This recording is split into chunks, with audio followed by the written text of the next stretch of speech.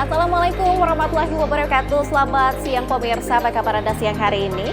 Senang sekali hari ini saya Nadila Saleh dan juga rekan saya Rehana Wizia kembali hadir menyapa Anda di Apa Kabar Indonesia Siang, yang mana kami akan menghadirkan sejumlah kabar-kabar menarik untuk menemani aktivitas siang hari Anda. Betul sekali. Nah, kita di siang hari ini sudah menyiapkan berbagai informasi, mulai dari informasi viral, kemudian juga nanti kita akan mengupdate informasi mengenai terpilihnya paus yang baru di Vatikan langsung. Tapi sebelum itu, pemirsa, kita akan ke informasi pertama dulu. Seorang pelaku curanmor nekat menyeburkan diri ke Kali Mokefart di Kalideres, Jakarta Barat saat berusaha melarikan diri dari kejaran warga. Namun usaha pelaku sia-sia pemirsa karena warga langsung mengepungnya di pinggir kali.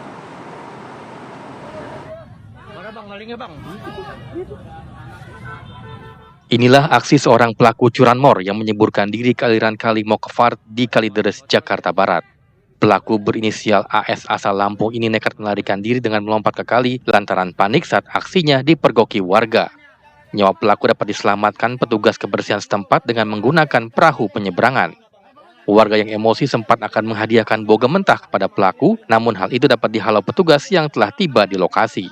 Pelaku pun segera dibawa ke Polsek Kalideres agar tidak diamuk massa.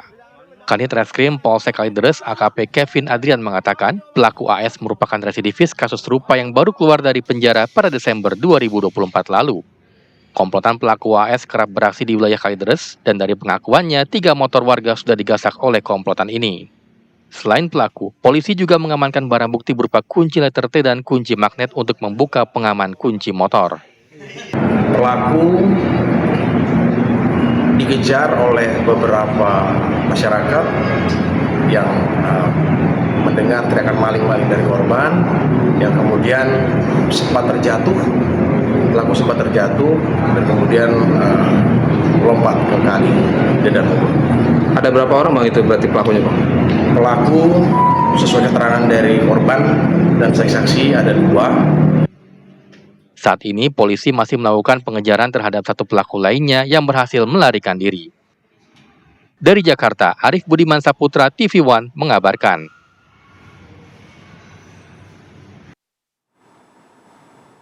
Pemirsa, kami hadirkan kabar selanjutnya dari wilayah Serang, Banten. Diduga akibat melawan arah, seorang pengendara motor tewas setelah tertabrak dan juga pemirsa masuk ke kolong bus di Ciruas, Kabupaten Serang, Banten. Istri korban tak kuasa menahan tangis saat melihat suaminya tewas di lokasi kejadian usai mengalami kecelakaan lalu lintas. Korban mengalami kecelakaan dengan bus akap di ruas Jalan Raya Serang, Jakarta, Kecamatan Ciruas, Kabupaten Serang, Banten. Menurut keterangan sopir bus akap, korban yang berboncengan dengan istrinya tiba-tiba belok ke kanan dan melawan arah. Di saat bersamaan, datang bus dari arah berlawanan dan korban tiba-tiba masuk ke kolong bus. Korban juga pemirsa langsung dibawa ke RSUD Derajat Serang, sementara sang istri mengalami luka ringan.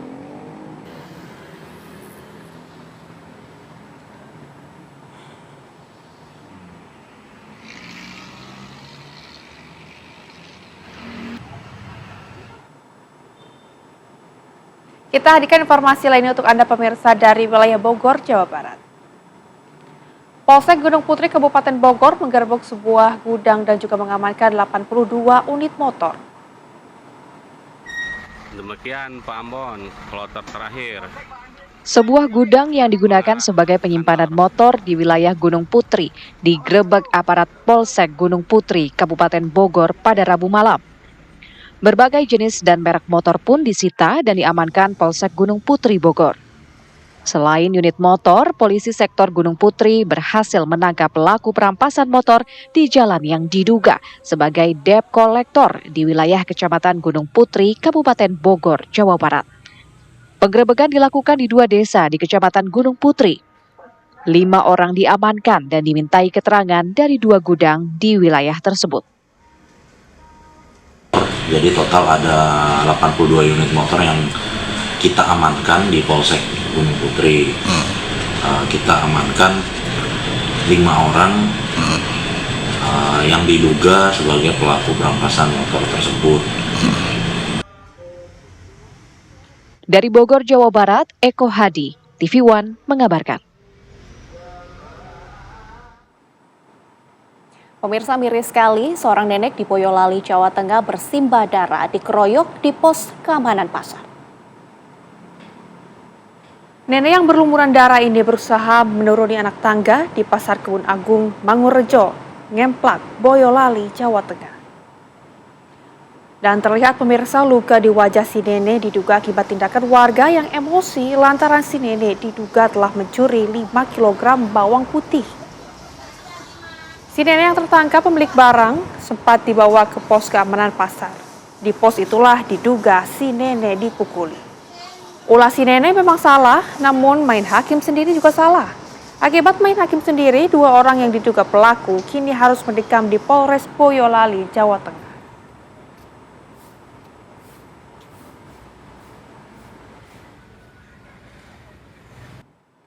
Ada pedagang yang lihat terus ngasih tahu bawang itu dibawa orang, udah dibayar apa belum gitu.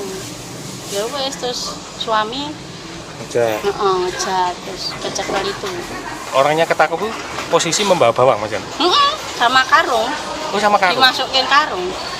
Bahwa si ibu ini diduga memang melakukan mengambil bawang putih, mohon maaf, sebanyak 5 kilo. Ya, kemudian diketahui oleh si pemilik bawang putih dan akhirnya mengejar si ibu ini. Waktu itu ibu ini sudah hampir keluar dari pasar. Kemudian diamankan dan dititipkan oleh ibu ini ke pos pengamanan pasar. Pemirsa, kita tentunya akan beralih ke informasi lainnya untuk Anda di siang hari ini, tepatnya dari wilayah Kalimantan Tengah. Pencuri sepeda motor dan penadahnya ditangkap anggota Polres Kota Waringin Timur di Kalimantan Tengah. Pemirsa, berdasarkan informasi dari pelaku pertama, Satuan Reserse dan Kriminal Polres Kota Waringin Timur, Kalimantan Tengah bergerak menangkap pria diduga sebagai penadah di Jalan Kaca Piring Sampit. Di saat bersamaan, petugas juga meringkus 2 orang pelaku curanmor lainnya, yaitu M dan juga O, serta seorang penadah yang berinisial P di 3 tempat yang berbeda.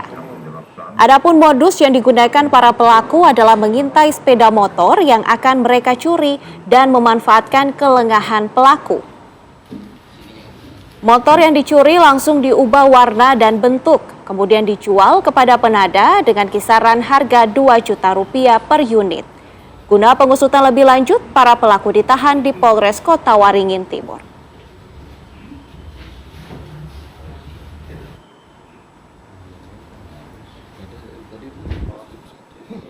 F ini ditawari oleh tersangka untuk membeli sepeda motor Scoopy tanpa surat dengan harga 2 juta.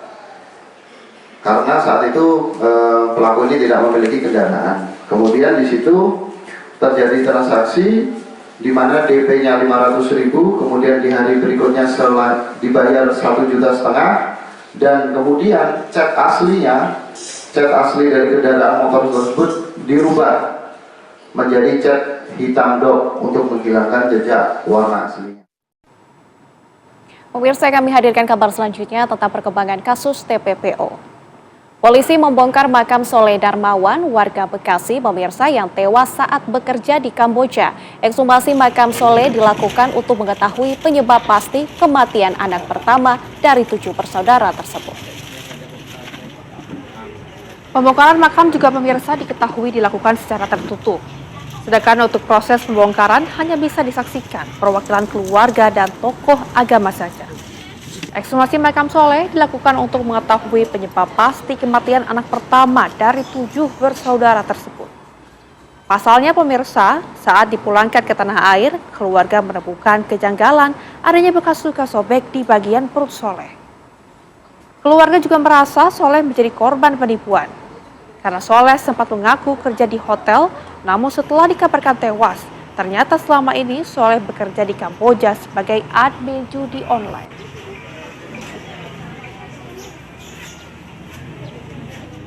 Kita serahkan kepada pihak berwajib ya, penegak hukum kita. Kalau ini terbukti, benar-benar terbukti yang keganjalan kami, ya kita serahkan kepada penegak hukum di Indonesia ini. Bang, kalau dugaan kejanggalan dari pihak keluarga itu apa, Bang? Kejanggalan ada di bagian tubuh ya, di bagian perutnya. Kami masa hidup almarhum itu nggak ada kami jahitan seperti jahitan di pinggang sama di perut. Itu lukanya seperti apa sih, Bang? Lukanya sobekan kayak sobekan itu. Tapi kalau kami kan saya nggak bisa ya masih itu jahitan atau bukan, saya nggak bisa mengganjal kok ada apa ini di perut di sobekan itu. Beralih ke informasi lainnya, pemirsa, untuk membiayai liburan di Bali, seorang turis asal Amerika nekat mencuri barang berharga milik sesama wisatawan asing di Kuta, Kabupaten Padukan. Tersangka SLS, 50 tahun, wisatawan asal Amerika Serikat, ditangkap karena mencuri dengan menyasar wisatawan yang lengah di sebuah hotel menginap di kawasan Kuta. Aksi tersangka terungkap setelah seorang wisatawan Australia yang kehilangan barang berharga miliknya senilai 76 juta rupiah hilang dicuri saat berlibur di Bali dan melapor ke polisi. Modus tersangka mencuri yakni dengan berpura-pura sebagai tamu hotel, sudah 2 bulan hidup dengan berpindah-pindah hotel dan beraksi sebanyak 4 kali. Hasil curiannya, pemirsa, digunakan untuk memenuhi kebutuhan hidup selama berlibur di Bali.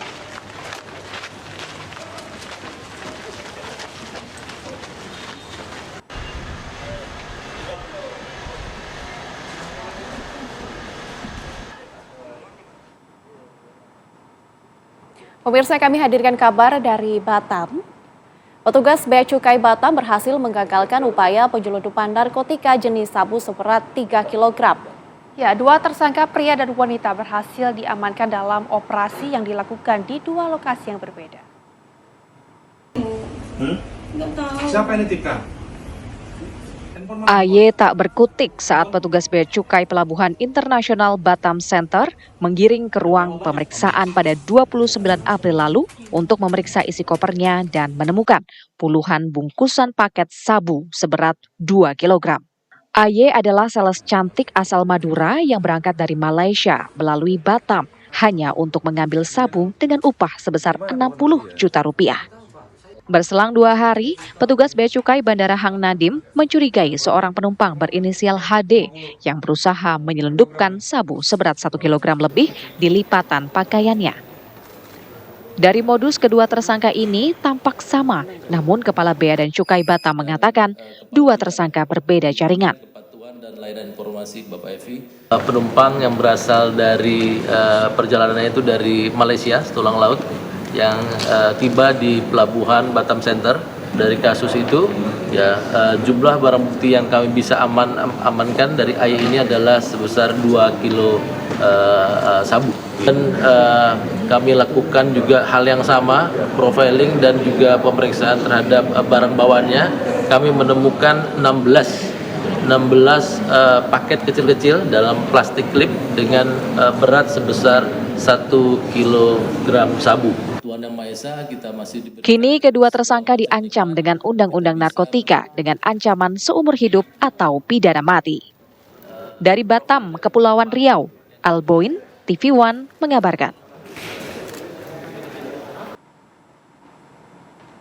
Masih bersama kami pemirsa di Apa Kabar Indonesia Siang. Nah, di segmen ini seperti biasa kita akan hadirkan kabar-kabar viral untuk pemirsa di rumah. Ini di kabar pertama pemirsa, ada tangis histeris balita usia 1 tahun pecah pemirsa saat korban bersama ibunya tiba di kantor pemadam kebakaran untuk meminta melepaskan kaleng biskuit ini yang tersangkut di kepala balita tersebut. Ada-ada saja pemirsa. Ketika ditinggal untuk mengerjakan pekerjaan rumah oleh ibu kandungnya, Safira, balita berusia 1 tahun yang sedang asik mandi bersama kakaknya, membuat panik warga di Semper Barat, Cilincing, Jakarta Utara pada Kamis siang kemarin. Tangis histeris balita ini membuat sang orang tua panik dan bingung saat mendapati kepala anaknya tersangkut sebuah kaleng bekas biskuit. Meski sudah berusaha, namun kaleng biskuit yang tersangkut di kepala anaknya itu tak kunjung lepas. Orang tua bersama korban lalu mendatangi kantor Sudin Gulkarmat, Jakarta Utara untuk melepaskan kaleng biskuit yang nyaris menutupi hampir seluruh kepala si anak balita. Kondisi sang anak yang terus menangis dan meronta-ronta membuat petugas cukup kesulitan untuk membebaskan kepala dari kaleng biskuit. Namun akhirnya petugas damkar berhasil melepaskan kaleng biskuit tersebut dari kepala Safira.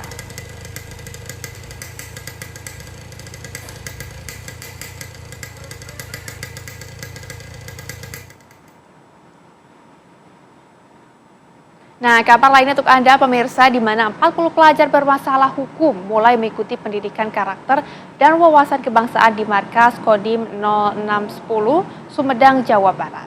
Nah, di Sumedang ini pemirsa, pendidikan karakter akan diikuti dengan pelatihan cocok tanam dan juga konseling pola asuh bagi orang tua peserta.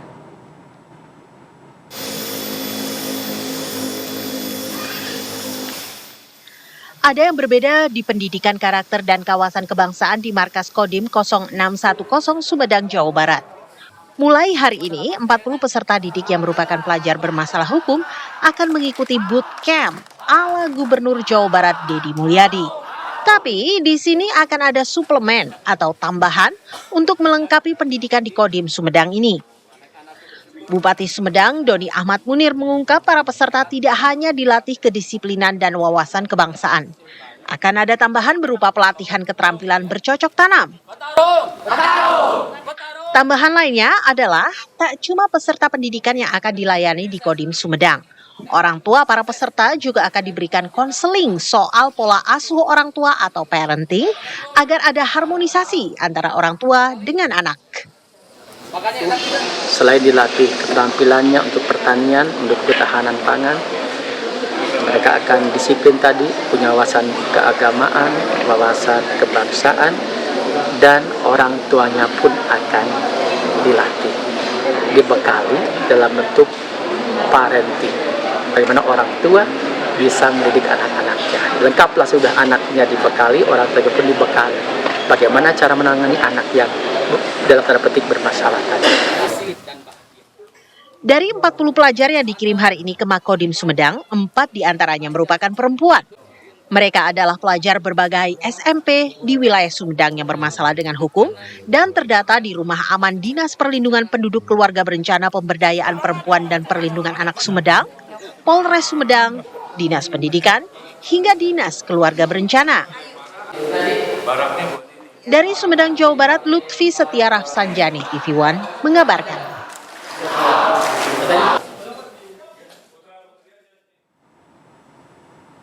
Pemirsa, diduga saling provokasi, konvoi kelulusan siswa SMK di Kabupaten Banyumas, Jawa Tengah memicu tawuran. Aksi pelemparan batu hingga petasan para siswa ini terjadi di Jalan Raya Simpuh, Banyumas, sempat membuat arus lalu lintas Purwokerto, Jogja tersendat. Petugas kepolisian, guru dan warga berusaha menghalau peserta konvoi agar tidak menimbulkan kerusuhan lebih lanjut. Bahkan 2 siswa peserta konvoi sempat diamankan di Mapolsek Simpuh.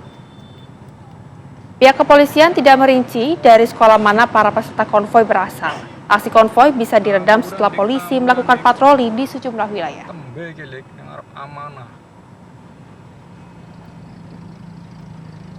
Burung tahu ngerasakna nempani pongkon.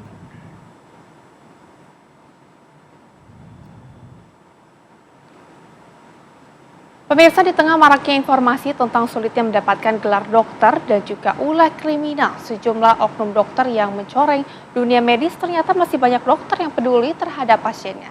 Salah satunya pemirsa, seorang dokter umum di Ponorogo, Jawa Timur yang membuka praktik dan juga memberikan obat bayar seikhlasnya.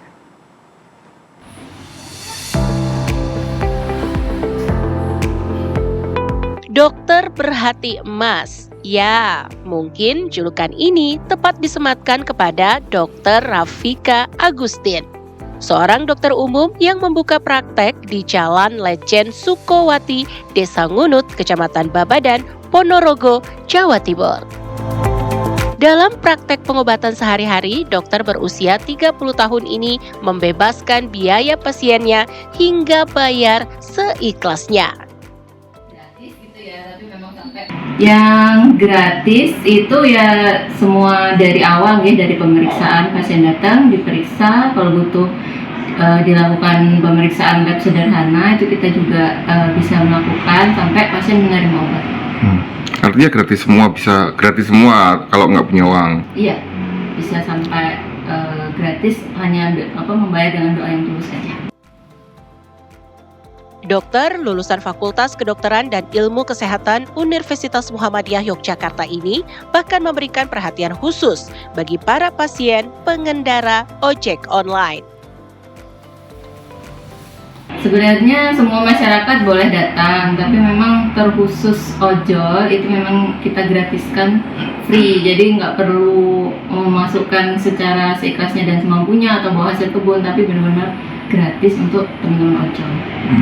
Difokuskan ke ojol untuk yang gratis itu? Ya, karena kita memang punya background paman yang pekerjaannya ojol, dan sepertinya kan banyak juga di berita-berita itu bahwa ojol itu sebenarnya ada sisi-sisi sulitnya juga kan Pak, seperti itu. Sampai bawa anak untuk narik atau anaknya sakit butuh pengobatan di rumah sakit dan sebagainya. Meski dibayar seikhlasnya, namun SOP pemeriksaan tetap dilakukan. Mulai dari pendaftaran, pemeriksaan tensi, nadi, dan pemeriksaan lainnya. Terus setelah periksa kasih obat, terus bayarnya gimana Mbak? Bayarnya seikhlasnya. Seikhlasnya. Ini dengan seperti ini terbantu tidak? Sangat terbantu. Jadi mungkin banyak yang belum ngerti ya kayak gini. Mbaknya ngertinya dari mana? Di TikTok. Di TikTok, rame gitu ya. Okay. Dr. Rafika berharap apa yang dilakukannya dapat membantu beban masyarakat, terutama bagi golongan tidak mampu. Background kami ya insya Allah hanya untuk memulung amal sih Pak. Jadi apa yang ilmu yang kami miliki ini memang bisa memupuk pahala di akhirat nanti. Dari Ponorogo, Jawa Timur, Ari Sutikno, TV One mengabarkan.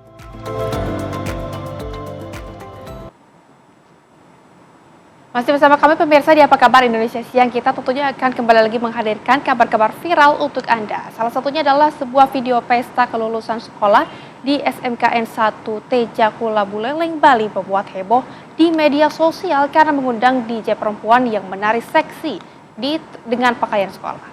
Nah, pemirsa, video kelulusan dengan menggelar party di sekolah ini juga terjadi di sejumlah wilayah lainnya. Berikut informasinya.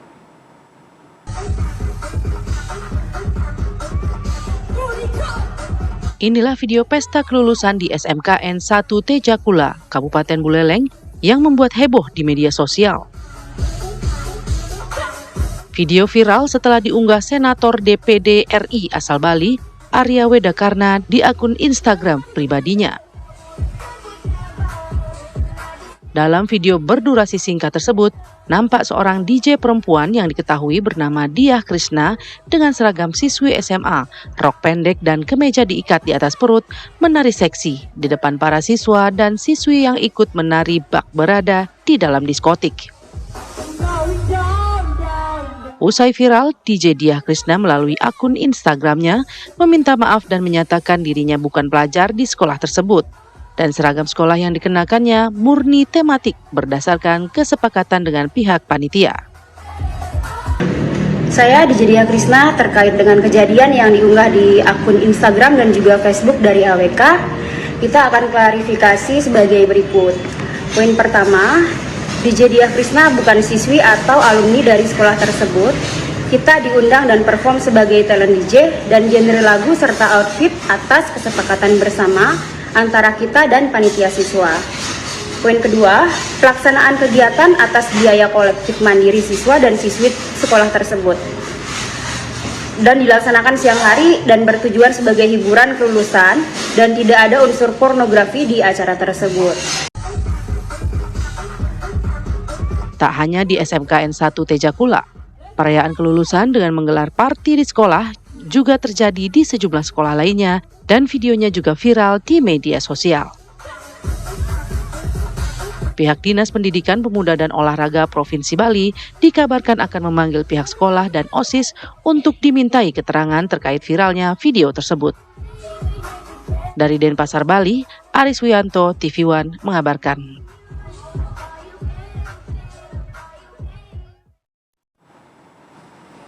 Kabar selanjutnya pemirsa, selebgram transgender Isa Zega divonis 3 tahun 6 bulan dengan denda 10 juta rupiah. Uniknya pemirsa, mendapat hukuman yang lebih ringan dari tuntutan jaksa, Isa Zega tak lagi ngotot menantang jaksa untuk melakukan sumpah pocong. Kita lihat ya. Oke. Bismillah ya. Selebgram transgender Isa Zega mengaku pasrah dan tidak akan melakukan banding usai dinyatakan bersalah dan divonis hukuman 3 tahun 6 bulan dengan denda 10 juta rupiah subsidiar penjara 2 bulan jika tidak mampu membayar oleh Majelis Hakim Pengadilan Negeri Kepanjen, Kabupaten Malang. Isa Zega dinyatakan bersalah karena mengunggah story dan video yang mencemarkan nama baik Sandi Purnamasari, istri dari pengusaha dan influencer asal Malang, Gilang Widya Pramana. Dakwaan alternatif mempertimbangkan fakta pasal 45 ayat 10 huruf A Undang-Undang ITE, di mana terpenuhi unsur setiap orang, unsur tanpa hak mentransmisikan, menguntungkan diri sendiri, dan ancaman membuka rahasia. Sementara itu, Isa Zega mengaku sudah menduga adanya vonis bersalah dengan hukuman berat. Pasalnya, ia dituntut hukuman 5 tahun penjara. Isa mengaku tidak bersedia banding karena menganggap ada kejanggalan sejak awal tuntutan kepada dirinya. Gimana? Alhamdulillah, Masya Allah, Tabarakallah, Mami divonis bersalah ya dengan pasal 45 Junto 27A ya 27B ya. Lihat, hujan pun, langit pun menangis atas Mami menerima hukuman dari Yang Mulia Hakim. Berdasarkan itu baru Mami mengetahui kenapa Mami disidangkan di sini, kenapa Mami ditahan di sini, kenapa Mami dipenjarakan di sini. Semua kalian tahu bahwasanya 27A tidak terbukti. Sekarang dibuat 27B. Ya. Ini fakta, bukan kata A, kata B, kata C yang dikait-kaitkan ya. Dan kalian juga bisa mengetahui bahwasanya sound the ship. Ingat ya, saya ditahan karena kata-kata sound the ship. Seperti itu. Dengan vonis ini apa yang dilakukan? Apakah kemudian banding atau bagaimana? Sebenarnya gini, sudah pupus harapan saya dengan keadilan. Kalau saya pribadi, saya tidak mau banding. Saya akan terima. Tapi alam pun menangis. Seperti itu. Ada rencana bagaimana? Ada rencana bagaimana? Saya bilang sama pengacara saya percuma banding. Karena ini bukan markas saya, ini bukan wilayah saya. Jadi sebenarnya percuma banding. Saya sangat pesimis dan tidak optimis. Tapi saya sangat optimis dengan ucapan sumpah mubahalah saya. Dan saya tidak akan pernah menarik. Karena doa orang yang bersumpah saat terzolimi itu pasti dikabulkan oleh Allah dalam surat Al-Baqarah. Yaitu orang yang bersumpah mubahalah yang terzolimi tembus tanpa hijab ke Allah langsung. Langit hujan lagi turun. Gitu ya. Jadi kita lihat aja. Selama 3 tahun 6 bulan subsidi kurungan 2 bulan nanti, apa yang akan terjadi dalam sumpah saya kepada jaksa, pelapor, bahkan saksi-saksi di bawah sumpah yang palsu. Seperti itu. Menanggapi putusan hakim, Sandi Purnamasari dan Gilang Widya Pramana melalui kuasa hukumnya menyatakan hukuman penjara yang divonis majelis hakim masih belum cukup. Korban merasa bahwa itu belum cukup untuk mengembalikan mental, harkat, dan martabat baik kepada keluarga maupun kepada anak-anaknya, serta memulihkan kerugian-kerugian imaterial yang berakibat kepada proses bisnis yang dimiliki oleh korban. Dari Malang, Jawa Timur, Edi Cahyono, TV One mengabarkan.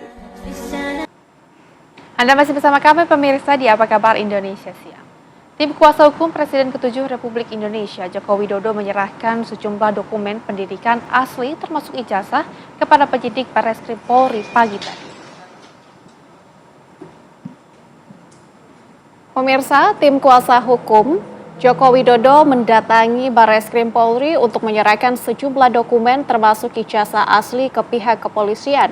Sejumlah dokumen ini dibawa oleh perwakilan keluarga Jokowi dari Surakarta, yaitu Andri yang merupakan adik ipar Jokowi atau adik dari Iriana. Ijazah yang dibawa pemirsa ini juga lengkap dari jenjang sekolah dasar hingga pendidikan tinggi.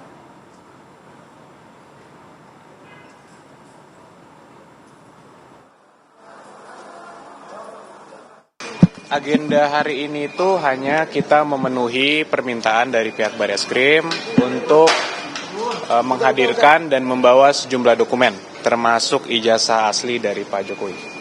Itu aja agendanya hari ini. Kita bersama ini kuasa hukum, ada juga perwakilan dari keluarga Pak Jokowi yang membawa langsung ijazahnya karena baru datang nih, barusan banget. Baru landing hari ini, datang langsung ke sini.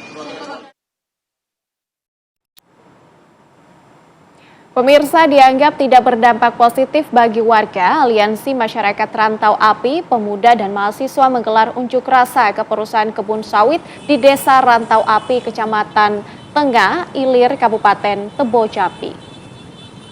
Mahasiswa dan emak-emak menggelar unjuk rasa di perusahaan kelapa sawit pada Kamis siang. Unjuk rasa ini digelar pemirsa sebagai bentuk protes warga terhadap pihak perusahaan kelapa sawit yang tidak berdampak positif bagi masyarakat lokal. Aktivitas perusahaan terutama tentang polusi udara yang dihasilkan para aksi menuntut agar pihak perusahaan untuk KPS KPB mengutamakan masyarakat setempat atau masyarakat lokal.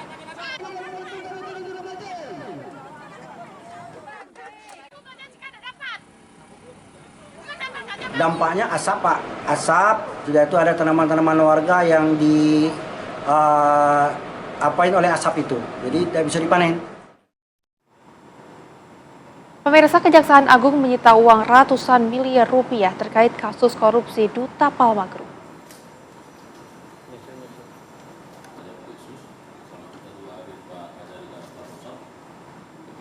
Ya, pemirsa, inilah uang 479 miliar dalam kasus tindak pidana pencucian uang PT Duta Palma Group yang menjerat korporasi PT Darmes Plantation. Direktur penuntutan pemirsa Jaksa Agung Muda Pidana Khusus Kejagung Sutikno menjelaskan uang miliaran ini disita dari dua anak perusahaan PT Darmex Plantation, yaitu PT Deli Muda Perkasa yang bergerak di bidang perkebunan sawit dan PT Teluk Kuantan Perkasa yang bergerak di bidang pengelolaan kelapa sawit. Rencananya uang ini pemirsa akan dikirim ke luar negeri melalui jasa perbankan. Namun penyidik dan penuntut umum Kejagung langsung melakukan pemblokiran dan penyitaan. Total uang yang sudah disita Kejagung dalam kasus ini adalah sebesar 6,8 triliun. Perkara Darmex Plantation ini pemirsa telah dilimpahkan ke Pengadilan Tipikor Jakarta Pusat bersama dengan beberapa korporasi lainnya. Terdakwa ini pemirsa dijerat dengan pasal 34 atau 5 Undang-Undang Nomor 8 Tahun 2010 tentang tindak pidana pencucian uang junto pasal 55 ayat 1 KUHP.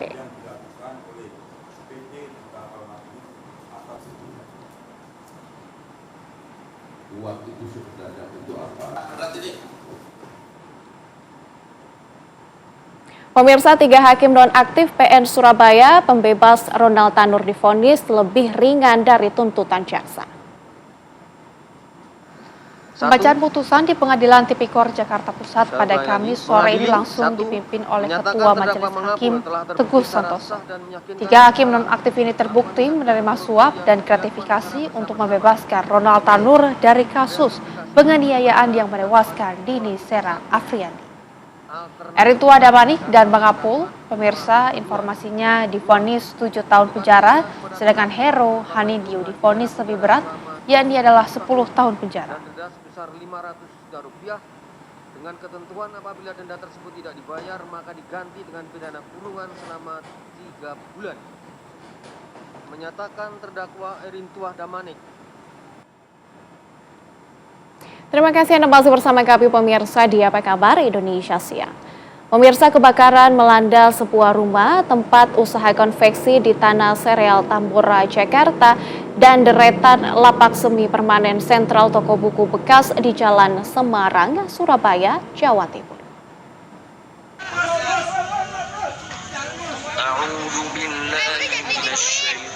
Kobaran api disertai kepulan asap hitam pekat muncul dari dalam sebuah rumah yang dijadikan tempat usaha konveksi di Jalan Tanah Sereal, Tambora, Jakarta Barat.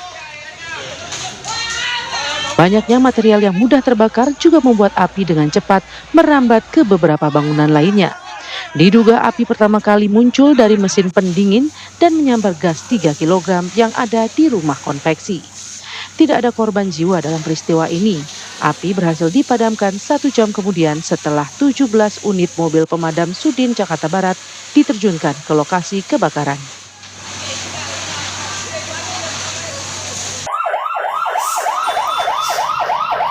Api menyambar deretan lapak semi permanen di kawasan sentral buku bekas di Jalan Semarang, Surabaya, Jawa Timur.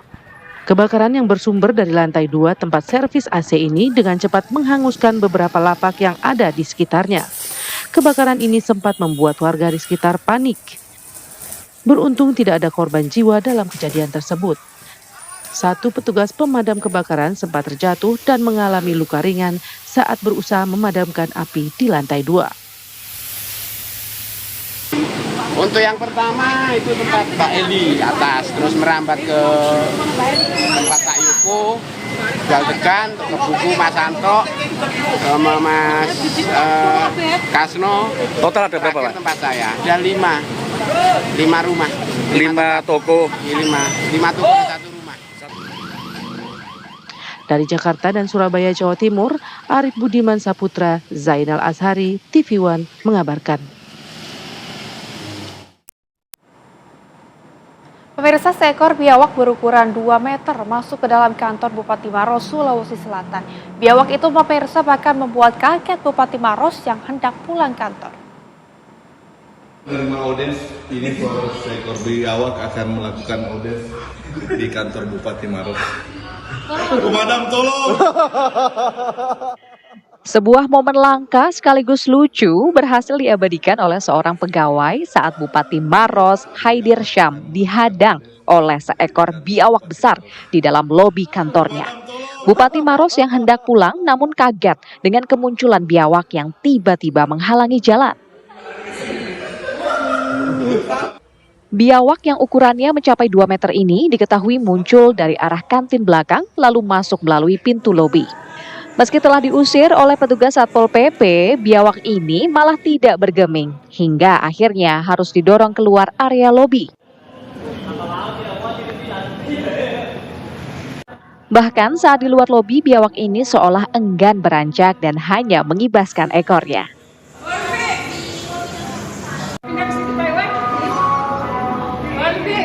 Selang beberapa menit, petugas damkar datang dan langsung menangkap biawak ini dengan perlengkapan khusus.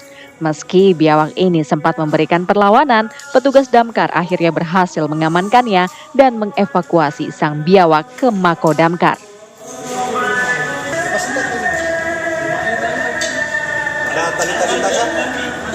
Untungnya biawak kayaknya habis makan, jadi dia tidak terlalu lincah pergerakannya. Tapi tadi saya lihat sempat melawan gitu, gimana tuh? Aman aja itu, Pak, kalau itu. Yang penting tidak kena gigitan, apalagi kan teman-teman punya safety kan. Itu yang ditakutkan kan lendirnya. Itu banyak mikroba, unsur organisme yang berbahaya kalau misalnya kena gigitan. Biawak yang diduga berasal dari aliran sungai yang berada di dekat kantor bupati ini rencananya akan kembali dilepaskan ke habitatnya oleh petugas damkar. Dari Maros, Sulawesi Selatan, Wawan Setiawan, TV One mengabarkan.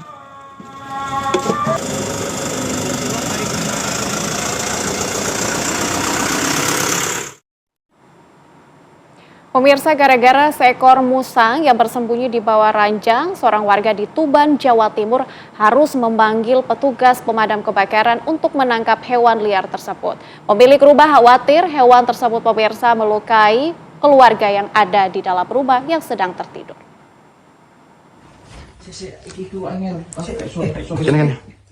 Petugas Damkar Kabupaten Tuban, Jawa Timur mendatangi rumah warga bernama Endik Chandra di perumahan Bumi Estate, Desa Sumurgung, Tuban. Kedatangan petugas Damkar bukan untuk memadamkan api, tetapi untuk menangkap seekor musang yang bersembunyi di dalam kamar. Petugas pun terpaksa mengacak-acak kamar karena musang itu berada di bawah kasur. Meski sempat kesulitan, petugas akhirnya dapat menangkap musang tersebut dan memasukkannya ke dalam kandang. Kemunculan musang tersebut awalnya diketahui oleh pemilik rumah saat akan tidur. Saat itu, Endik mendengar suara aneh di kolong tempat tidur. Saat diperiksa, ternyata seekor musang dewasa bersembunyi di pojok tembok bawah tempat tidurnya. Pemilik rumah mencoba untuk mengevakuasi sendiri hewan nokturnal itu, namun musang tersebut justru menyerang dan berusaha menggigitnya, sehingga ia memutuskan untuk meminta bantuan pemadam kebakaran. Kalau musang itu kan, kalau itu membahayakannya kalau menggigit. Kalau kita gigit kan sangat berbahaya itu. Makanya kan bergegas cepat datang ke lokasi. Untuk proses evakuasinya berapa lama? Berjalan lancar, ya karena agak sembunyi ya, mungkin sekitar hampir 20 sampai setengah jam lah, 20 menit sampai setengah jam. Karena kita bongkar-bongkar, kan sembunyi di bawah kasur. Jadi kamar tidur tempatnya sempit, jadi kita agak sedikit lama itu. Tapi sudah lancar. Agar tidak membahayakan warga, musang pandan ini dibawa ke pos penjagaan Damkar Kabupaten Tuban. Selanjutnya, hewan tersebut akan dilepas liarkan di hutan. Dari Tuban, Jawa Timur, Hartono Ranggalawe, TV One mengabarkan. Masih bersama kami pemirsa di Apa Kabar Indonesia Siang. Kami hadirkan kabar selanjutnya untuk Anda, di mana Masjid Nabawi di Madinah, Arab Saudi semakin dipadati oleh jemaah haji. Ya, jemaah ini berbondong-bondong pemirsa untuk mendatangi masjid setiap pelaksanaan sholat 5 waktu yang biasanya dihadiri dengan menikmati air zam-zam yang disediakan di masjid.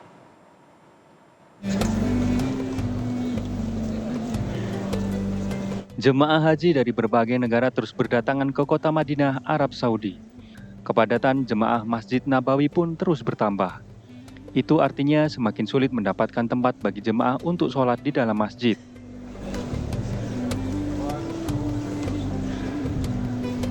Begitu juga dengan antrian minum air zam-zam.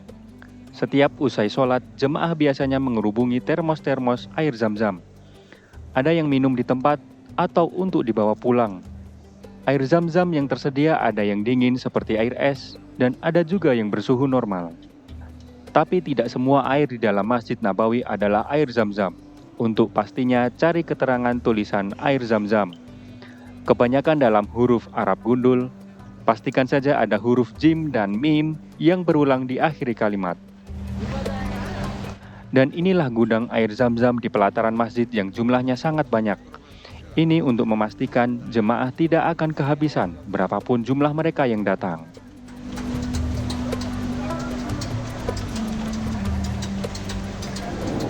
Apa yang paling dicari jamaah setiap kali datang ke Tanah Suci, baik untuk berhaji ataupun berumroh?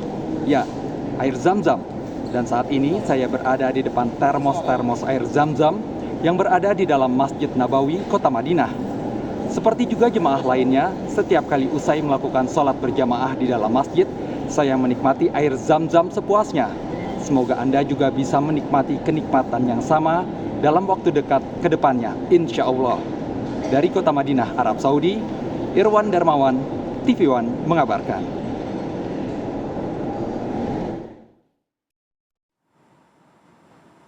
Pemirsa, seorang calon haji kloter 20 embarkasi Surabaya meninggal dunia di pesawat yang sedang terbang menuju ke Madinah. Pemirsa, jenazah jemaah calon haji bernama Nur Fadila dari KBIH Rohmatul Ummah rencananya akan dibawa ke Tanah Suci dan dimakamkan di Madinah Al-Munawwarah. Kabar duka ini pemirsa mencuat setelah mantan Menteri Pemuda dan Olahraga Imam Nahrawi mengunggah di akun Instagram pribadinya menuliskan kesedihannya. Hingga saat ini tercatat di embarkasi Asrama Haji Sukolilo ada 2 jemaah haji, calon haji maksud kami, yang meninggal saat proses pemberangkatan.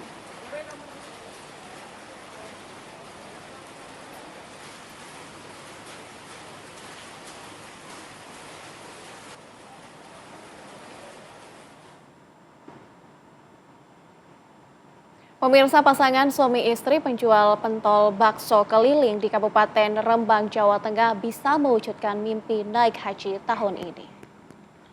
Pasangan suami istri lansia ini pemirsa setiap hari menyisihkan Rp10.000 hingga Rp30.000 dari hasil jualannya. Kakek Sumarno dan juga Nenek Sukarti mengaku sudah menabung selama 28 tahun.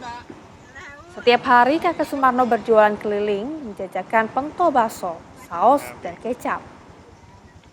Saat berjualan, Sumarno menggunakan sepeda motor, sementara istrinya, Sukarti, mengayuh sepeda.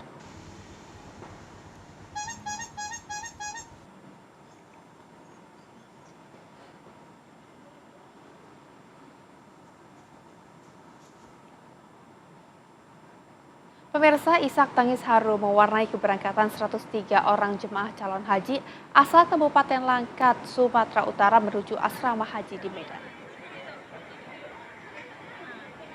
Ratusan keluarga jamaah calon haji asal Kabupaten Langkat yang masuk dalam kloter 7 dan 8 embarkasi Kuala Namu, Medan melepas keberangkatan jamaah calon haji dari alun-alun Kabupaten Langkat, Sumatera Utara. Dari 103 orang jamaah calon haji Langkat, terdiri dari 37 orang laki-laki dan 66 orang perempuan. Pelepasan jamaah haji diwarnai isak tangis haru keluarga yang melepas keberangkatan menuju asrama haji Medan. Nantinya pemirsa, jamaah calon haji asal Langkat akan bergabung bersama dengan jamaah calon haji asal Kota Medan, Kabupaten Karo, dan Kota Pematang Siantar dalam kloter 7 dan 8. Pelepasan ini pemirsa juga dihadiri oleh Sekda Kabupaten Langkat, Wakapolres Langkat, dan sejumlah anggota DPRD Langkat. Harus di pesawat berikutnya memiliki saudara-saudara yang lebih banyak. Ya pemirsa, calon jamaah haji di Kabupaten Jombang, Jawa Timur juga memberikan tanda pengenal koper yang cukup unik dan terlihat menarik. Calon jamaah haji memberikan tanda mulai dari peralatan mandi, boneka, hingga mainan, dan lain-lain sebagainya.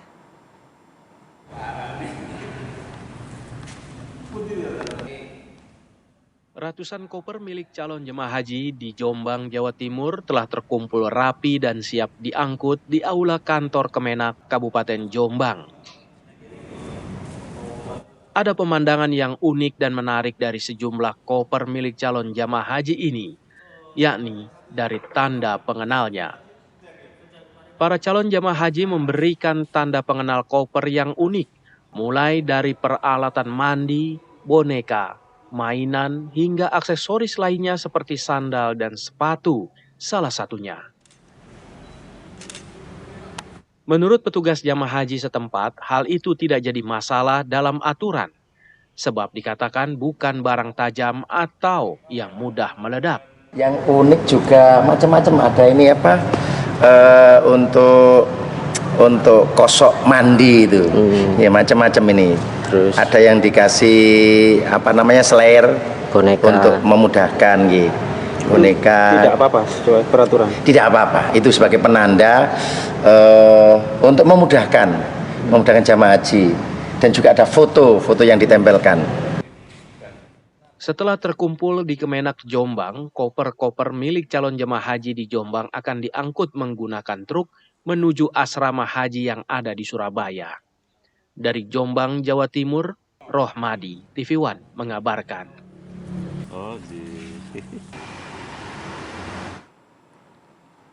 Pemirsa, ratusan koper haji di Kabupaten Majene diberi penanda unik agar koper mudah untuk dikenal.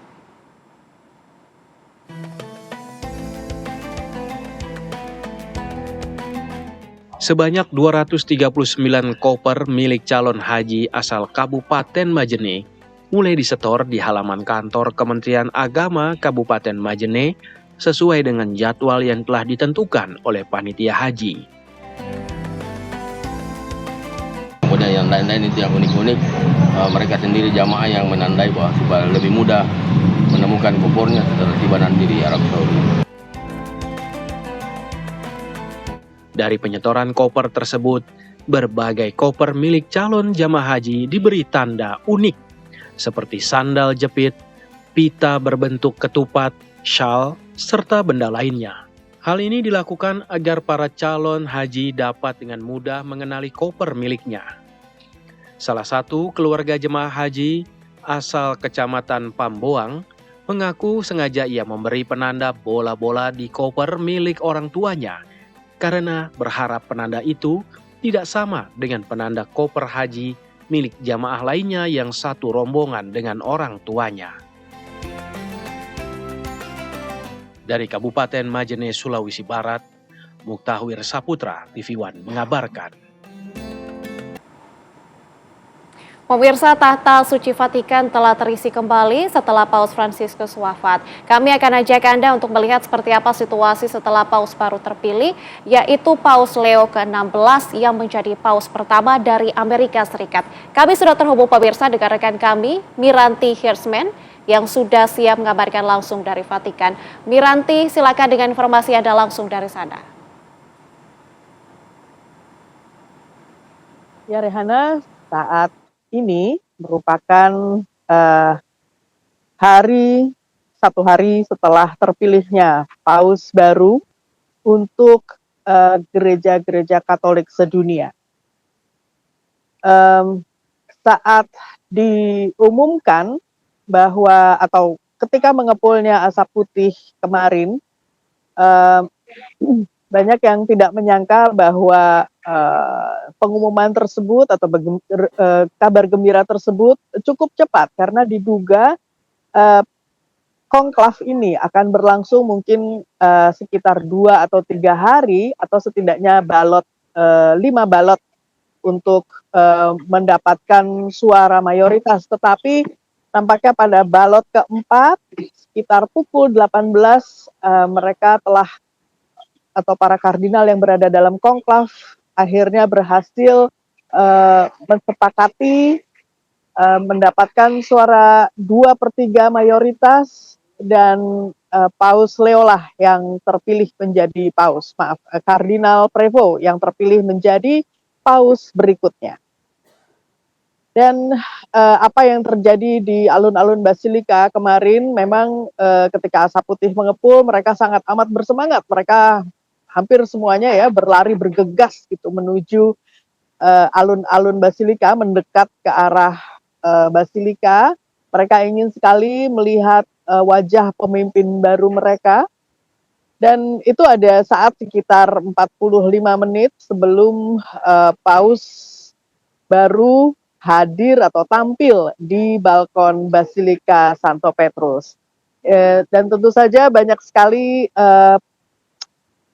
dugaan siapa kira-kira yang akan tampil di situ. Tetapi ketika diumumkan bahwa Paus yang bernama Kardinal Prevost ini, mereka semuanya juga mencari dari mana Kardinal Prevost ini, dan saya mendengar dari kiri kanan saya, oh Americano, artinya Kardinal Amerika, orang Amerika gitu ya. Jadi karena pengumuman ini disampaikan dalam bahasa Latin sehingga tidak banyak yang mengerti apa yang disampaikan pada saat pengumuman Habemus Papam tersebut oleh kardinal yang paling senior di antara para kardinal yang ikut dalam konklav. Dan tentu saja ada mixed feeling ya, ada berbagai sambutan, ada yang bergembira, siapapun pausnya, itulah pemimpin mereka. Ada juga yang tampaknya kecewa karena kita di saat ini kan di Italia ini ada 17 kardinal yang ikut dalam konklav, dan media-media lokal selalu menyebutkan sejumlah kardinal mereka yang diunggulkan untuk menjadi paus. Tetapi kebanyakan mereka mengatakan mereka percaya apa yang menjadi paus merupakan keinginan atau petunjuk dari Roh Kudus, sehingga mereka mendoakan bahwa paus akan menjalankan tugasnya dengan baik. Setiap kali pada saat sambutan pertama paus di balkon Basilika menyebutkan nama Paus Fransiskus, tepuk tangan terus menggema. Setidaknya ada 2 kali Paus Leo menyebutkan nama Paus Fransiskus. Dan dalam pidato ini ia berjanji akan meneruskan cita-cita dan juga harapan dari Paus Fransiskus yang telah dilaksanakan selama 12 tahun menjadi paus untuk terus membangun jembatan-jembatan, dan dalam hal ini jembatan-jembatan yang dimaksudkan adalah jembatan-jembatan dialog dan juga jembatan-jembatan perdamaian. Jakarta. Baik, Miranti, terima kasih atas laporan Anda langsung dari Vatikan. Selamat kembali beraktivitas. Masih bersama kami pemirsa di Apa Kabar Indonesia Siang. Pemirsa, Wakil Ketua Umum Bidang Organisasi Kadin Indonesia Taufan Eko Nugroho melepas 1.200 siswa magang di Jawa Tengah dan juga di daerah istimewa Yogyakarta. Dan pemirsa, kita akan ajak Anda untuk segera menuju lokasi acara seremonial di Kota Semarang, Jawa Tengah. Sudah ada reporter kami, Goldi Gumilang, yang akan melaporkan untuk Anda. Silakan, Goldi.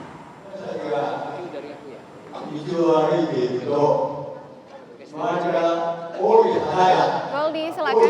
Ya, selamat siang rekan dan juga pemirsa. Saat ini kami berada di Kota Semarang, Jawa Tengah, di mana Kadin Indonesia kembali melakukan pelepasan untuk ribuan anak magang internasional, program magang internasional. Setelah dilakukan di Kota Bogor dan juga Bandung, kali ini sebanyak sekitar 1.200 siswa dari DPW 3 dilepas di Semarang. Dan untuk lebih lengkapnya pemirsa, di samping kami telah bergabung dengan Wakil Ketua Umum Bidang Organisasi Kadin Indonesia dengan Bapak Taufan Eko Nugroho. Selamat siang Pak Taufan. Sehat Pak Taufan? Semuanya. Ya. Pak Taufan, bisa diceritakan kegiatan hari ini seperti apa Pak Taufan? Ya, jadi puji syukur Tuhan, alhamdulillah Kadin bersama asosiasi-asosiasi di bawah Kadin, salah satunya saat ini AP2LN, menyelenggarakan melepas 1.200 adik-adik kita untuk bermagang di Jepang selama 3 tahun. Dan ini salah satu usaha Kadin juga, bekerja sama dengan pemerintah. Tadi juga ada Bapak Menteri Tenaga Kerja dan juga Pak Gubernur Jawa Tengah juga, bagaimana kita bisa bersinergi bersama untuk mencari solusi bagi masa depan bangsa. Salah satu solusinya adalah mengirimkan adik-adik kita dengan keahlian-keahlian untuk bekerja sesuai dengan keahliannya masing-masing di negara-negara tertentu. Hari ini di Jepang ada pelepasan dari AP2LN, dan insya Allah masih banyak kegiatan-kegiatan yang lainnya. Tidak hanya Jepang aja, tadi sempat mendengar juga mungkin ada potensi ke Turki, potensi ke negara-negara lain, Saudi dan lain sebagainya. Dan ini skill-skill ahli yang memang kita dapatkan, sehingga kita juga tidak hanya mengirimkan adik-adik kita ke luar negeri, tapi mereka juga mendapatkan keahlian. Tidak hanya keahlian secara skill dari suatu usaha, tapi juga keahlian wawasan lebih luas lagi, budaya-budaya yang mungkin baik untuk ditularkan di negara kita. Jadi hal seperti ini tentu kita dukung, dan ini juga dorongan dari Ketua Umum kami, Bapak Anindya Bakri, mencanangkan program utama makan MBG, kesehatan, rumah, dan juga tentunya pekerja migran. Jadi tentunya kami sangat mengapresiasi kepada pemerintah dan juga rekan-rekan asosiasi yang terlibat di bidang ini. Bayangkan ini ramai sekali. Acara hari ini dilakukan dengan bahasa Jepang. Saya aja kurang memahami Jepang, ini adik-adik kita masih muda-muda, luar biasa sekali kayaknya. Jadi sangat antusias sekali terhadap masa depan bangsa kita ke depan. Menyinggung tentang 4 program Quick Win dari Kadin, ini salah satunya ya Pak. Untuk tahun 2025 ini targetnya ada berapa pelepasan lagi Pak selain di Semarang 1.200 hari ini? Ya, tentu kalau lihat potensi dari Jepang aja itu mungkin 300.000 setahun. Kami coba mensinergikan segala potensi, bisa nggak sih dengan sinergi penuh baik dari pengusaha, asosiasi, Kadin sendiri beserta pemerintah Indonesia dan luar negeri, tentu sini juga Jepang dan negara-negara yang lainnya, bisa kita coba targetkan mungkin nggak 1 juta selama 5 tahun ke depan. Saya rasa itu sangat memungkinkan sekali selama sinergitas kita muncul. Ini juga salah satu hal yang bisa menyeimbangkan. Kan sekarang isu PHK sepertinya agak kencang, tapi tadi kami juga mendengar dari Bapak Menteri Tenaga Kerja bahwa banyak sekali penyerapan tenaga kerja di akhir-akhir bulan terakhir ini. Contohnya di bidang pertanian dan lain sebagainya. Termasuk investasi juga yang lagi masuk di Indonesia. Jadi semangatnya semangat optimis sekali, apalagi melihat adik-adik kita sini semuanya. Jadi untuk program ini tujuan besarnya itu seperti apa sih Pak? Dan masa magang di Jepang ini berapa lama? Nah, kalau untuk hal detail itu mungkin saya ingin ajak Mas Budi yang bisa lebih mendetailkan skemanya. Yang pasti yang saya dengar 3 tahun dengan berbagai macam skill. Mungkin nanti Mas Budi bisa menjelaskan kira-kira bagaimana Mas Budi. Oke. Mungkin ke Pak Budi dulu ya, Pak Budi selaku Ketua Umum. Pak Budi, untuk program magang 3 tahun ini tujuan besarnya apa Pak? Dan setiap tahunnya ini berapa siswa yang diberangkatkan? Oke, baik, terima kasih. Jadi tujuan besarnya tadi seperti yang saya sampaikan bahwa kita ini melatih ya yang notabene rata-rata pemagang ini lulusan SMA supaya nantinya setelah mereka selesai itu bisa berdaya saing, karena kan makin ke depan tantangan persaingan kerja itu sangat luar biasa ya, terutama di Asia Tenggara ini. Jadi program ini memang diciptakan untuk meningkatkan skill dan kualitas dari tenaga kerja Indonesia. Pak, untuk kegiatan ataupun pekerjaan yang nanti akan dilakukan para siswa ini di Jepang ini di bidang apa saja Pak? Oke. Pada prinsipnya ada lebih dari 14 bidang kerja, tapi kalau kita bikin secara general dan umum, yang pertama adalah pertanian, ya, terus manufaktur, konstruksi, terus perhotelan, ya, dan perawat orang jompo. Nah, ini yang saat ini sedang tinggi-tingginya demand-nya ya. Ini untuk pemagangan. Tapi kalau untuk tenaga kerjanya ini lebih luas lagi, sampai ke driver juga sudah mulai sekarang. Baik, kita kembali ke Pak Tan ya. Pak Tan, untuk kedepannya antara pemerintah, Kadin dan juga sosial lain ini seperti apa Pak pengembangannya ataupun hal yang akan dilakukan buat Indonesia nanti? Ya, kami lihat memang potensi pengiriman tenaga migran ini sangat besar sekali. Apalagi kita lihat demografi bangsa-bangsa yang maju kan makin menua. Otomatis harus diisi anak-anak muda untuk memberikan servis-servis yang ada di negara masing-masing. Potensinya sangat luas sekali, sangat lebar sekali, dan kami bersepakat dengan pemerintah dan juga asosiasi-asosiasi yang ada bagaimana kita membuat strategi kedepannya agar insya Allah bisa kita coba serap lebih banyak lagi adik-adik kita untuk bisa kirimkan ke luar negeri nanti.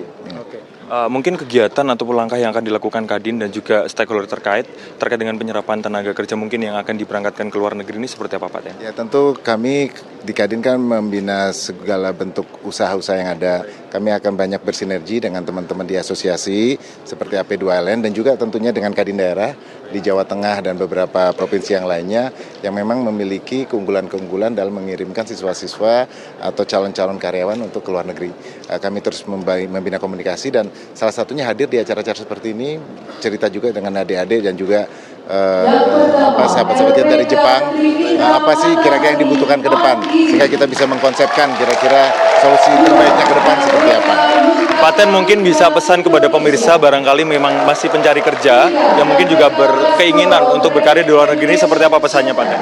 Ya, banyak sekali potensi di tiap daerah, termasuk saya dengar kalau di Jawa Tengah itu teman-teman dari SD udah memahami ada aspirasi untuk menjadi tenaga kerja di luar negeri. Jadi tentu bisa berhubungan dengan kami di Kadin, kita coba sinergikan dengan teman-teman juga di asosiasi seperti AP2LN, bagaimana kita bisa turut membantu adik-adik semuanya yang memiliki cita-cita bekerja di luar negeri untuk kita bersinergi bersama.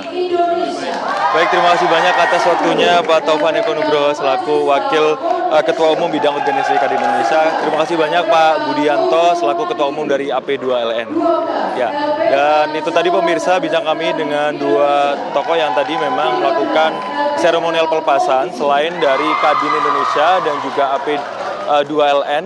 Tadi ada pejabat publik juga yang hadir, yakni Menteri Tenaga Kerja dan juga Gubernur Jawa Tengah yang ikut melepas 1.200 siswa yang akan diberangkatkan ke negara samurai ataupun Jepang. Sementara itu informasi dari Semarang, Jawa Tengah kami kembalikan ke rekan di studio. Baik, Goldi Gumilang, terima kasih. Laporan Anda langsung dari Semarang, Jawa Tengah. Selamat bertugas kembali. Dan kita juga akan beralih ke informasi lainnya untuk Anda, pemirsa. Sidang pemeriksaan kasus dugaan suap terdakwa Hasto Kristianto kembali digelar di Pengadilan Negeri Tipikor, Jakarta. Ya, 3 penyidik KPK menjadi saksi pada sidang pemeriksaan hari ini. Sidang pemeriksaan kasus dugaan suap Hasto Kristianto dimulai pukul 9 pagi. Terdapat 3 orang saksi, yakni Rosa Purbo Bekti, Rizka Anumata, dan juga Arif Budi Raharjo.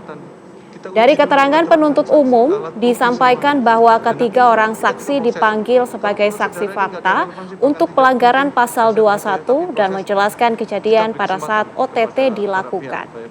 Dalam pasal 21 ini pemirsa terkait upaya mencegah, merintangi, menggagalkan secara langsung atau tidak langsung proses penyidikan oleh terdakwa Hasto Kristianto. Di mana pemirsa terdakwa diduga memberi perintah kepada Harun Masiku melalui Nur Hasan untuk menenggelamkan handphone yang diduga menjadi barang bukti. Pihak terdakwa Hasto Kristianto meminta bahwa pemeriksaan terhadap ketiga saksi dilakukan satu persatu, di mana Rosa Purbabekti diminta untuk memberikan keterangan pertama. Ikut ekspos, bahkan menandatangani daftar hadir pada saat ekspos, kemudian memberi. Kabar lainnya pemirsa, Wakil Menteri Pendidikan Tinggi Sains dan Teknologi Wamendikti-Saintek Stella Kristi melakukan kunjungan kerja ke SMA Negeri 10 Fajar Harapan yang berada di Desa Atek Jawo, Kota Banda, Provinsi Aceh pada Kamis siang tadi. Kunjungan tersebut dalam rangka menetapkan SMA Negeri 10 Fajar Harapan menjadi salah satu dari 12 sekolah unggul Garuda Transformasi yang ada di seluruh daerah di Indonesia. Acara penetapan sekolah unggul Garuda tersebut diselenggarakan di halaman sekolah SMA Negeri 10 Fajar Harapan. Pengumuman penetapan sekolah unggul Garuda itu disambut antusias oleh ratusan murid dan juga para guru. Program sekolah unggul Garuda merupakan bagian dari program hasil terbaik cepat atau PHTC Presiden Prabowo Subianto di sektor pendidikan. Dan dalam pelaksanaannya program ini dibagi dalam dua skema utama, yaitu pembangunan sekolah baru melalui Sekolah Garuda Baru dan penguatan sekolah yang telah ada melalui Sekolah Garuda Transformasi. Stella Kristi menyebutkan penetapan SMAN 10 Fajar Harapan juga mempertimbangkan aspek pemerataan akses pendidikan berkualitas di seluruh Indonesia. Pemilihan sekolah unggul dilakukan dengan menyeleksi sekolah-sekolah berprestasi dari masing-masing provinsi yang siap bermitra dalam peningkatan kualitas pendidikan di bidang teknologi dan sains. Fokus program ini adalah memperluas exposure dan jaringan sekolah ke perguruan tinggi terkemuka baik dalam maupun luar negeri.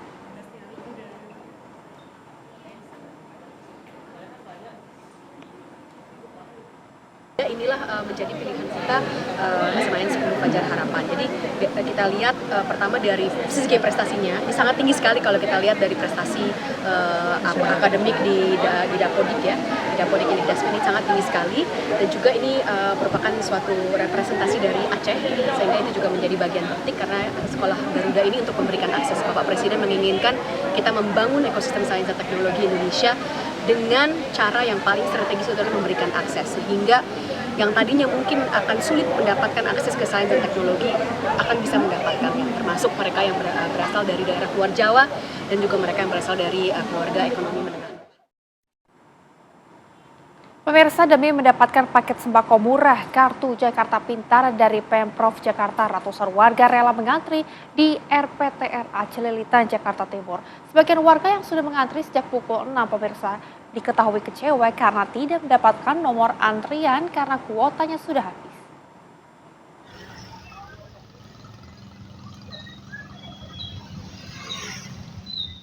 Antrean warga membludak hingga ke jalan permukiman demi mendapatkan paket sembako murah Kartu Jakarta Pintar di RPTRA Celilitan, Jakarta Timur, Jumat pagi.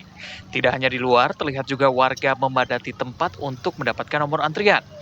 Sementara itu warga yang sudah rela antri panjang sejak pagi kecewa karena kehabisan kuota dan kesulitan ambil nomor lewat daring atau online. Belain anak 5 nggak sekolah, 1 PAUD buat demi sembako. Emangnya sembako KJP buat beli baju doang, sama buku tulis, nggak buat yang lain, nggak buat sembako. Kenapa dipersulit, Bang? Di peta ini seharusnya jangan dipersulit. Jam 5:30, terus nggak kebagian, sedih banget deh. Gak kebagian alasannya kenapa, Bu? Kuotanya katanya. Kotanya terbatas seberapa, Bu? Terbatas. Ketua PCI Pangan Bersubsidi di RPTRA Kelurahan Celilitan, Juanita, mengaku terkejut dengan membludaknya warga yang hadir untuk mendapatkan nomor antrian. Itu kita nggak membatasi, dari manapun kita bisa menerima. Jadi kita nggak tahu kalau sampai membludak seperti itu. Biasanya sih nggak sampai seperti itu, karena mungkin karena pas turun uangnya gitu. Kita awal bulan juga pas turun uangnya. Hingga saat ini sudah lebih dari 650 warga yang telah mengambil atau mendaftarkan nomor antrian KJP sembako murah. Dari Jakarta, Raka Prawirawijaya, TV One mengabarkan.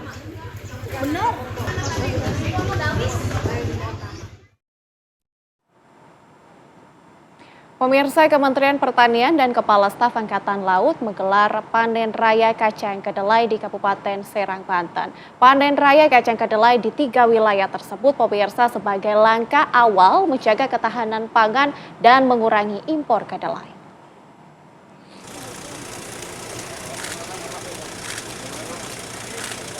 Kementerian Pertanian bersama Kepala Staf Angkatan Laut Laksamana TNI Muhammad Ali menggelar panen raya kacang kedelai di Desa Rancasanggal, Kecamatan Cinangka, Kabupaten Serang, Banten. Di atas lahan seluas 1,5 hektar, panen raya kacang kedelai yang mencapai 4,5 ton ini dilakukan secara serentak di 3 wilayah, yaitu Bogor, Lampung, dan Kabupaten Serang. Wilayah tersebut merupakan tempat penghasil kacang kedelai yang sebelumnya telah ditanam kacang jenis Migo AL 189 sejak Februari lalu. Panen raya ini dilakukan sebagai wujud pelaksanaan program Astacita Presiden Prabowo Subianto untuk memantapkan sistem pertahanan keamanan negara dan mendorong kemandirian bangsa melalui swasembada pangan, energi, air, ekonomi kreatif, ekonomi hijau, dan ekonomi biru. Proses panen ini juga berlangsung nantinya ke depan dalam 1 tahun bisa 3 atau 4 kali panen untuk kedelai ini. Direktur Jenderal Tanaman Pangan Kementerian Pertanian Yudi Sastro mengaku sampai saat ini pemerintah telah memiliki hasil produksi kacang kedelai sebesar 20% dan masih kekurangan kebutuhan kedelai sebesar 80%. Jadi kalau kita bersatu, kita sama-sama menggerakkan semua potensi yang ada seperti apa yang ditunjukkan di sini, insya Allah kita bisa juga paling tidak ya importasi yang selama ini cukup besar ini bisa kita kurangi dan dalam jangka panjang kita bisa bersuasembada juga untuk kedelai. Dengan adanya swasembada pangan melalui program Astacita yang salah satunya produksi kacang kedelai, diharapkan kebutuhan impor kacang kedelai di Indonesia semakin berkurang. Dari Serang, Banten, Siti Ma'rufah, TV One mengabarkan.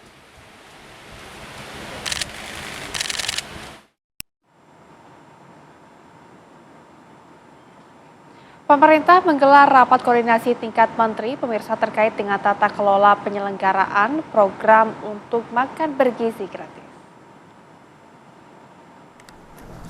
Ya, pemirsa, perwakilan 16 kementerian lembaga hadir dalam rakor tingkat menteri di kantor Kemenko Bidang Pangan di kawasan Menteng, Jakarta Pusat pada Jumat pagi. Rakor ini, pemirsa, membahas soal tata kelola proyek makan bergizi gratis yang menjadi proyek prioritas pemerintah pusat. Terdapat sederet menteri dan kepala lembaga yang hadir hari ini seperti Mensesnek Prasetyo Hadi, Menpan RB Rini Widiantini, Menteri Hukum Supratman Andi Aktas, Menteri Bappenas Rahmat Pambudi, dan Kepala BGN Dadan Hindayana, serta beberapa perwakilan kementerian dan lembaga lainnya.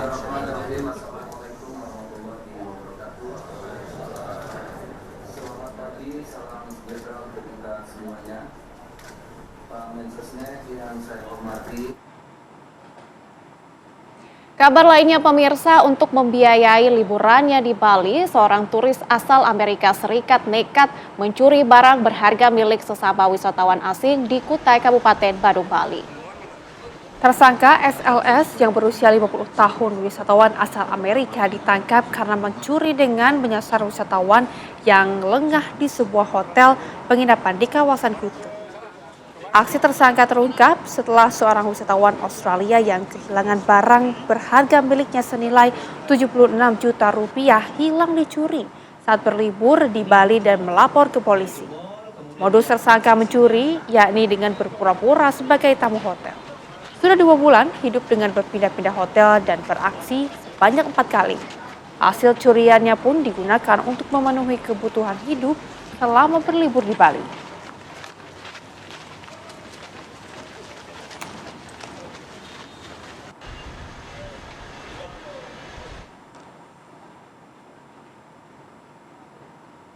Pemirsa, kabar tadi juga sekaligus menutup jumpa kita di Apa Kabar Indonesia Siang. Saya Nadila Saleh dan juga rekan saya, Rehana Mezia, mewakili segenap yang bertugas, izin pamit undur diri. Pemirsa, terima kasih dan sampai jumpa.